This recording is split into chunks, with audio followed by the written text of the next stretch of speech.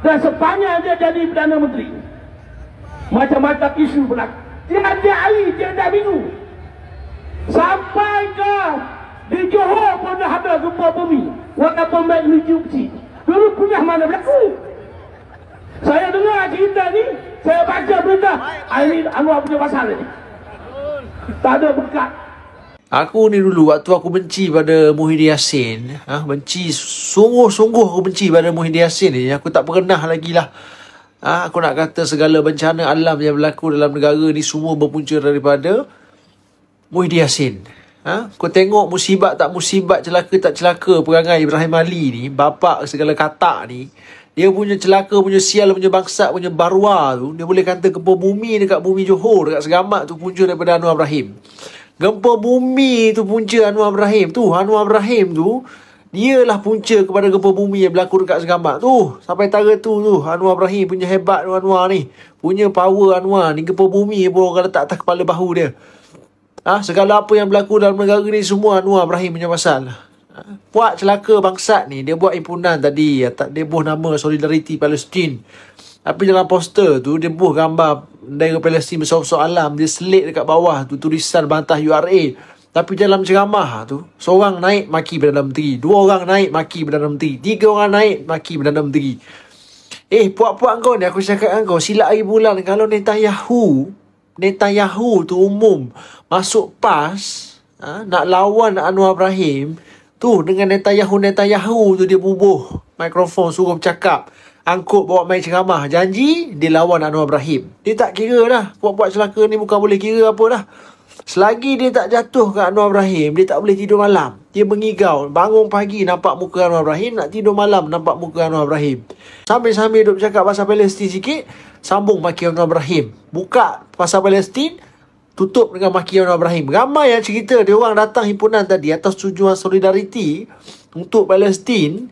Dia orang semua tu balik awal. Kau tahu kerana apa? Kerana seko-seko yang naik ceramah tadi. Waita Murti, aku tengok ada Razi Jidin, Ibrahim Ali, katak bodoh ni, Tafidah, apa lagi, pimpinan-pimpinan PAS bersatu ada tadi.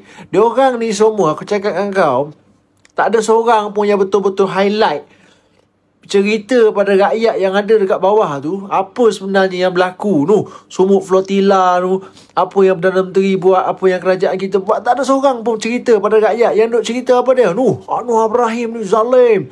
Kerajaan ini menindas hak rakyat, kerajaan zalim, harga barang naik, itu naik, ini naik, Anwar Ibrahim bodoh, Anwar Ibrahim itu, Anwar Ibrahim ini ni buat celaka ni. Selagi dia tak jatuh ke Anwar Ibrahim, dia tak akan duduk diam. Dia akan buat sehabis-habisnya.